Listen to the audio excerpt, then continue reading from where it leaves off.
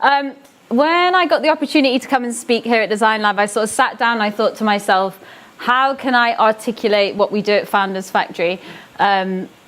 As you know, most of you, if you've worked in startups or product companies before, the environment can be a little bit unpredictable, if not mostly chaotic, some would say. But don't worry, there is some order to the chaos, and hopefully I'm going to talk a little bit about that tonight. So just quick show of hands, who's actually heard of Founders Factory before? Okay, so half and half. Okay, so there might be some new things in here, but hopefully I'll give you a brief overview. So the talk is entitled Creating a Culture of Design Entrepreneurs, and it's just a little bit about what we do at the factory to support really early stage businesses. It's a little bit as well about the habits we can maybe start to nurture, which means design can have a little bit more impact and value. So let's get started. So a little bit about me. So I'm Claire. So I've worked in the design industry for about nearly 18 years now. Half of that time has been kind of managing design teams across various agencies and startups. And then about 18 months ago, I left my job at a startup called Lost My Nay and joined the team at Founders Factory to head up the design team, the incredibly talented design team over there. So Founders Factory, who are we and what do we do? Well, to put it bluntly, we launch technology companies. So we do that in two ways. We do that with an incubator and an accelerator. So I'll just kind of simplify a little bit. On the incubator, we create companies from scratch. We build them out over about a 6-month period, trying to turn them into kind of validated business propositions. On the accelerator, what we do is we nurture existing founders and ideas. So we provide a program of support to help them scale. Now, how do we do that? Well, we do that with our 7 corporate partners. Now, I'm sure most of you know who these people are. Bonus points if anyone actually has any clue what that is, that logo. I literally had no idea who that was, but that's actually a Chinese private equity firm, and they've invested directly into our AI sector. So all these companies actually sit within a sector, and what this does is this gives us some kind of focus. So all the companies we start and scale and build actually fit into each one of these domains. And with their investment and support and hopefully our expertise, we are hoping to build and scale 230 businesses in the UK over the next, well, we've already started, so timeline will be around 5 years, and over 60 of them will actually be on the incubator. So we're going to create 60 businesses from scratch, ideas right through to validated proposition. So we also last year opened our new territory. So we've opened Founders Factory Africa, and again they've got the task of building and scaling 100 businesses in sub-Saharan Africa, again with their own corporate partners. So why do we think we are best placed to take on this mammoth task? Well, we explain it a little bit like this. We call it our unfair advantage. And if you take startup A over there, who don't have factory support, and startup B over here, so building a business with the factory, what we think we provide is access to all these things. So distribution and channels that maybe a company wouldn't normally have access to. We provide data sets and market insights so that people can get really interesting problem statements to build businesses around. We also offer them the chance to give them a first customer or a pilot, just giving them anything we can to help them with those first learnings, and also to get put them in a favorable position when they go in front of investors.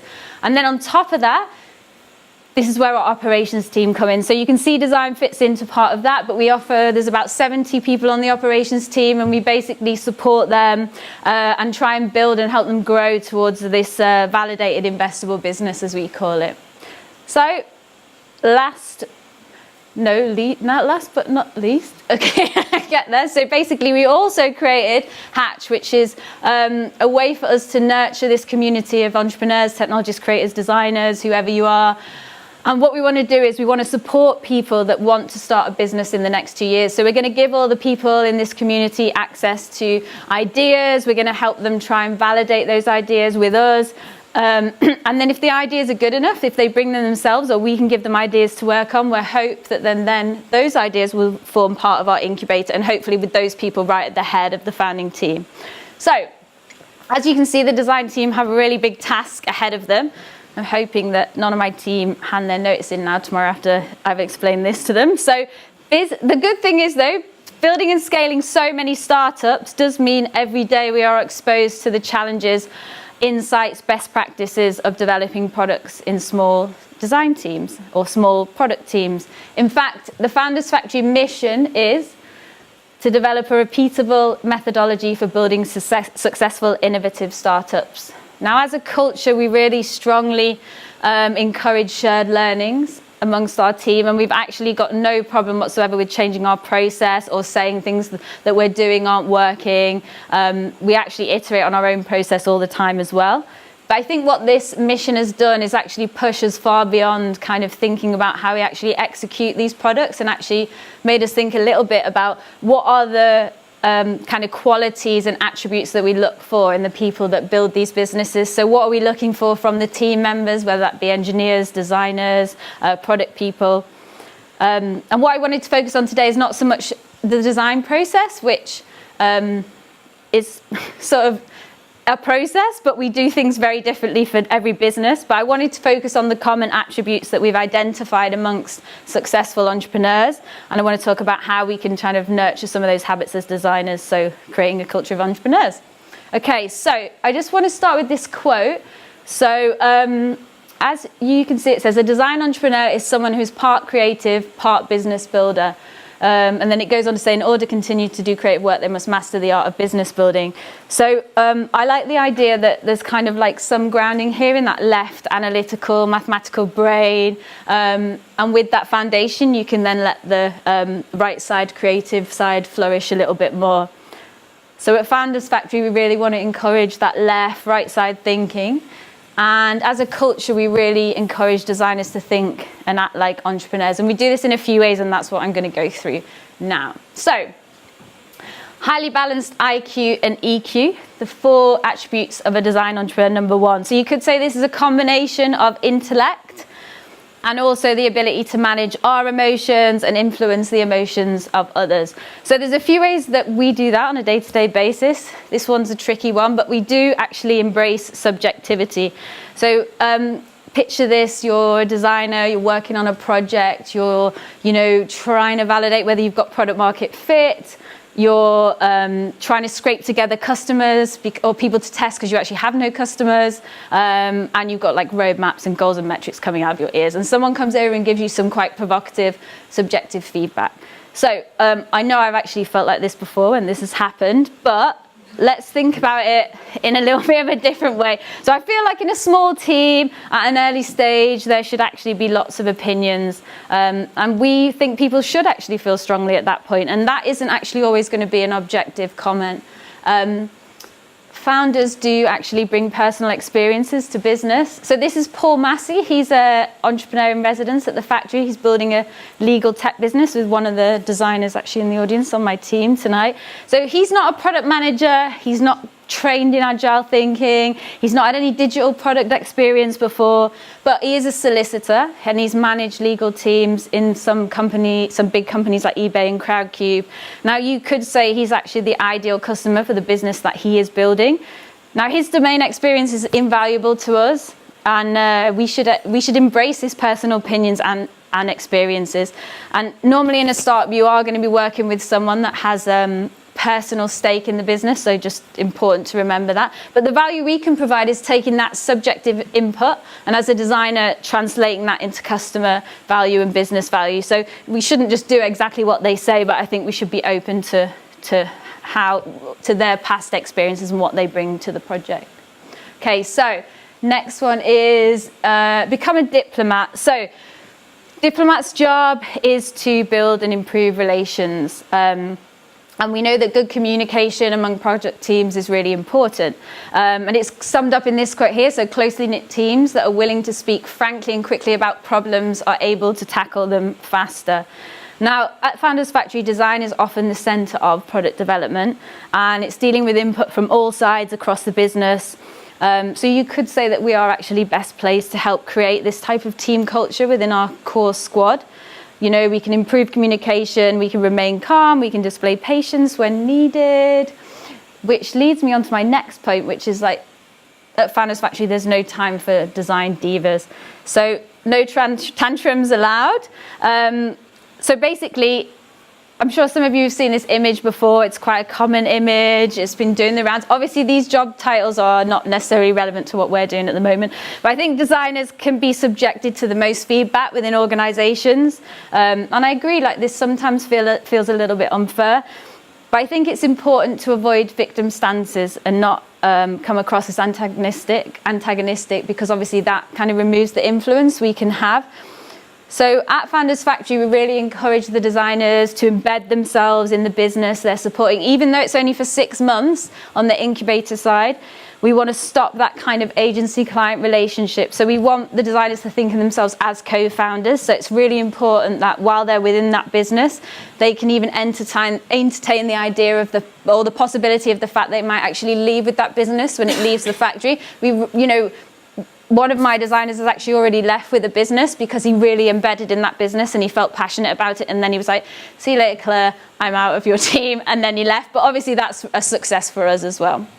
So hopefully if we can be more diplomatic, we can be less antagonistic, we can create really perfectly aligned, inclusive teams. Okay, so next point. So prioritize learning. Sorry, I've just read the wrong slide. So basically leadership and team building. So let me ask you a question. If you don't have lead or manager or head of in your title, does that mean you feel like you can't take ownership over a project? Well, in traditional organizations, managers and people further up the hierarchy have normally owned more responsibility or had more deliverables. God, I shouldn't have had that corona before I started. Okay. But at Founders Factory, that's not relevant, right? Because everybody is an owner. There's no excuses. So you tend to find in fairly early businesses, like I'm talking a few weeks in, the structure's really flat, job titles don't really matter. And we want designers, no matter how many years experience they've got, to really have the freedom to be able to lead from the front and go much further than their role. So ways we do that. So we prioritize learning as a team. So we all know that time and money in early stage startups is limited. So you don't want to be churning out work that you don't know how it's contributing to the wider goal. So in the very early validation stage, we should be asking ourselves, what am I learning from this? And if the answer is nothing, then we should question why we're actually doing it in the first place. Now, personally, we're not the best at this in my team because sometimes we're just heads down, cracking on. We've got a big list of tasks to get through. But I think as a design entrepreneur, we really should be asking ourselves the hows, the whys, the whats. And if we can't articulate the value to the rest of our team, then I think we really will start to lose our seat at the table. So another thing we can do in kind of thinking in that leadership mindset is to own multiple roles.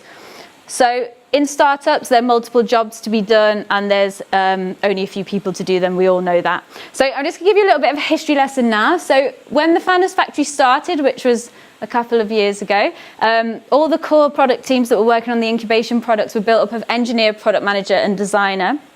Now, they were operations teams, so they worked for the Founders Factory, and they would take that initial concept and they would try and validate the core assumptions and find that product market fit. Now, one of the problems we had here is that at the end of those 6 months, the operations team would then go back round and work on a different project, which meant we had to hire a whole team for that business to spin out, start to raise money, work on that for the next 3 to 5, 10 years, whatever. So it meant we lost all those learnings and the consistency was starting to become a bit of an issue. We also started to actually identify that having key skill sets on certain businesses was actually beneficial to us, and we weren't having them specific skills. So nowadays it looks a lot different. So we've got teams made up of entrepreneurs in residence who have a commercial focus and a designer. We've got data scientists, solicitors just went through that one, designers. We've got CTO type entrepreneurs working with designers who are also working with contractors. But basically what we do now is we tend to assess the business needs and then we build the team around it based on that, and design does normally form part of that. So you will notice here though that what we've lost is that dedicated product manager.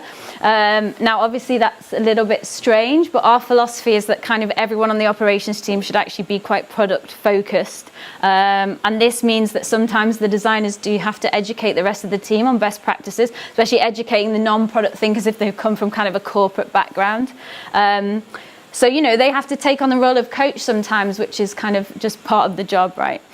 There are also lots of other examples of how designers have stepped into other roles, like helpline employees, customer service, video producers, onboarding tutors, brand ambassadors, but I won't bore you with all those now, but I can tell you about them afterwards if you come and see me. Okay, so third one, getting things done. So get things done. Now, resourceful entrepreneurs or designers tend to build value at speed. We all know that. And I think actually they're also quick to make decisions with incomplete information. And I think actually that's where, as designers, we can have the most impact here. So value momentum over perfection. This is actually one of our core values at Founders Factory. We get it drilled into our heads every day. No, we don't. But it's also a very important one. And I'm going to show you an example of momentum over perfection in the form of BRB, Be Right Back. So this is a company that's just spun out of our incubator. So I just want to tell you a little story. So day one, this was before even BRB was conceived as an idea. We were looking over some data from EasyJet, and we started to identify that there's a common trend that people often struggle booking short weekend breaks because they don't know where to go. This is a classic first world problem right there. So the same day we carried on brainstorming, we were like, wow, how can we actually come up with a service where people don't have to decide where they go, right? How can we help them decide? So we created BRB, or then it was called a different name, Go Travel, but it's the first travel subscription service. So really simple proposition. £39, this was like what we started with, it's not on this now, but $39.99 a month. We're going to send you on 3 European breaks a year. We're going to choose the destination, and the location is going to remain a secret right up to the last minute. So how do we as a team validate that this is a business worth spending 6 months on, putting resource behind, and investing factory money? So obviously, as classic designers do, we ran an experiment. So we created a brand, Go Travel, that's what it was called then. We created a landing page, and we also implemented a really simple sales funnel. And we didn't put any mention of EasyJet on it or anything because obviously we didn't want to influence the findings.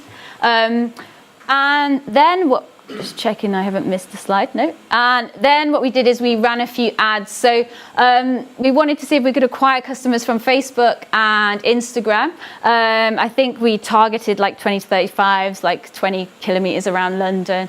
I think we chucked 200 quid at it, and we said like, right, would people think this is a weird thing, right? Or would they spend it, like, would they share it around? And most importantly, would anyone actually purchase? So the proof point was pretty solid. We really wanted people to sign up and pay. We didn't want people just clicking on a button saying, oh, I'm interested, let me know when you go live. We actually wanted people to put their bank details in. So the proof point was they had to authenticate their details with Apple Pay, Google Pay or Chrome. And then when they did that, we went through to another page that said, sorry, but we're all out, but don't worry, you haven't been charged. So a really solid proof point. If people did this, we were confident that they would do it if we actually built this product. So the experiment was live for about 12 hours. Reach pretty good, clicks, all this normal data stuff. So the average page time was also quite good, checkout. But the most interesting thing was that we actually got 3 unique purchases at a customer acquisition cost, it's getting quite detailed now, of £23.49. Now what's good about this is that the industry average for an airline at the moment is around £25, and that's an airline with an established brand. So the fact that we can get a lower CAC for that pretty much validated that we were doing something right. Not only that, once we told customers we'd actually sold out, we said, oh, if you come back tomorrow at 9 o'clock, then new slots would come available. And people actually did, right? Like almost a bit crazily. Then we even increased the price from £42 and it had little impact on sales. So we were literally like, excellent momentum, definitely not perfection, but pretty solid validation. And I love this GIF, it's in every presentation. Okay, but the most important thing is that was all done in 1 week, start to finish. So right from idea through to concept validation. I mean, that's probably one of our better ones, but I think we can get there if we need to. So it leads me on to my next point, leverage your skills to make things happen. So I think BRB is a great example of how, as a designer in a small team with end-to-end skills, we can really drive projects forward.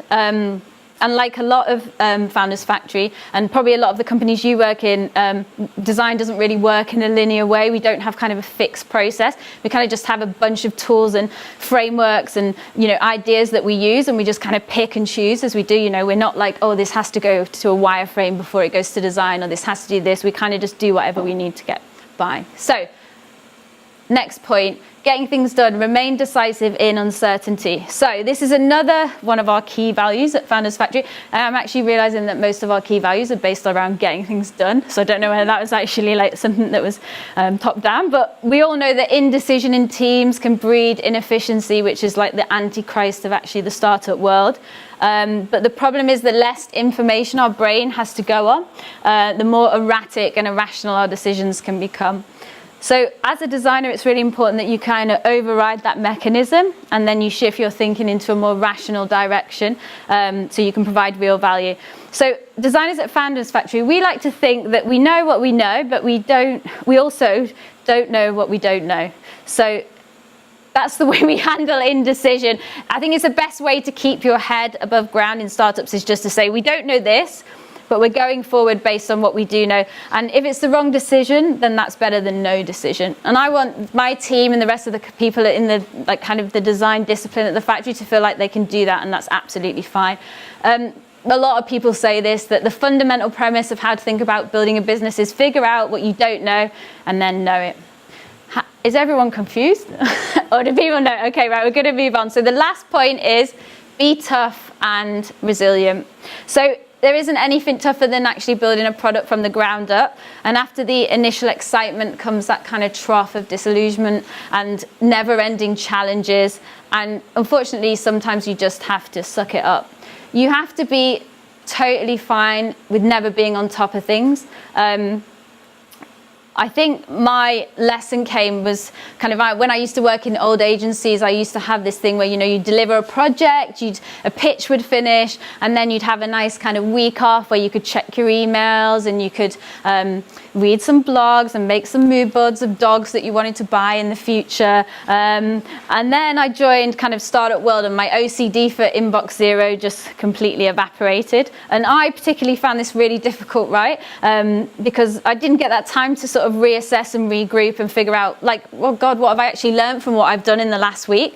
You know, never being able to put your head above water is quite a kind of intimidating thing at first. But it's not just emails, right? It's kind of Envision notifications, emails, calendar invites, Jira tickets, mails and analytics, like Google Notes. Oh, come to this Slack group. Oh, you've been assigned to this Trello card. You know, there's this notification. And I think basically it comes from all angles. Now, these inputs are literally never going to stop, especially at Founders Factory. So there's never going to be a time when everything is done. And I think that's how it should be, right? I think at Founders Factory, we'd be worried if it was the opposite. And I'm afraid, like, sometimes it's just time to actually take a deep breath. And it's a chance to practice my last point, which is exercise relentless optimism. So a lot of people say that optimism in a startup is kind of the way of dealing with the fact that starting a company is a completely irrational thing to do. There's this stat, which is quite old now, but actually it's probably not much different, but it's a David Friedberg from the Climate Corporation. And he basically said that the chance there is 0.006% chance of creating $1 billion startup. Now, it takes toughness and resilience, right, to work every day when you're faced with stats like this and you're facing never-ending changes. But I think it's the designer's job to stay in the game and keep believing. And we believe that kind of during those challenge days, optimism can actually be your greatest ally. I like this quote, it's kind of self-fulfilling, but it says, I find when you're an optimist, life has a funny way of looking after you. And I actually do believe this to be true. I think if you come from a positive place, you're way more likely to find an approach that everyone's happy with. I probably do caveat this point on the fact that, like, relentless optimism 98% of the time is probably okay. There's always those dark days. So Little bit of a summary. So this is a super quick, really top level overview of some of the qualities that we think makes a design entrepreneur and how we work at Founders Factory. So we really want to expose designers to the whole process of business building. So we want to be able to, get them to see how like that nugget of idea actually turns into a validated business and could realistically raise money against it. And I think basically it's not all easy, but if we give people the freedom to be able to even work in some of these ways, right, we'll definitely get closer to our internal mission. So I just wanted to finish with this quote, bit of inspirational splash imagery there, but design creates culture, culture shapes values, values determine the future.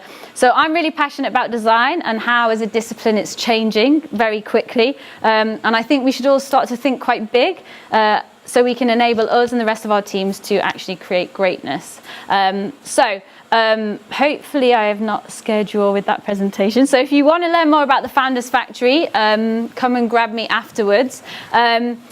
We are actually looking for product designers at the moment. Some of my team are here, so if you want to ask them, is this actually real life at the factory, then they'll be able to tell you if it is or not. But yeah, thanks for coming out anyway. It's been great to be here.